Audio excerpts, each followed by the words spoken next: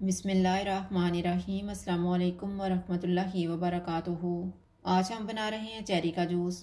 अगर आपको हमारी वीडियो अच्छी लगे तो लाइक करें और हमारे चैनल को सब्सक्राइब करें। तो शुरू करते हैं।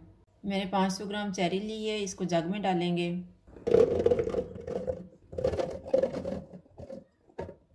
3 कप पानी डालेंगे, आधा कप चीनी, 1/4 टीस्पून काला नमक, आइस क्यूब्स डालेंगे और इनको ब्लेंड कर लेंगे।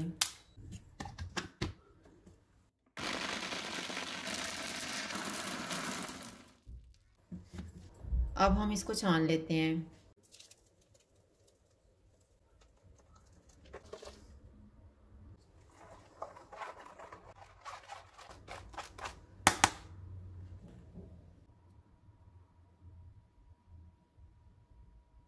चेरी का जूस तैयार है। अगर आपको हमारी वीडियो अच्छी लगे तो लाइक करें और हमारे चैनल को सब्सक्राइब करें। शुक्रिया। अल्लाह हाफ़िज़।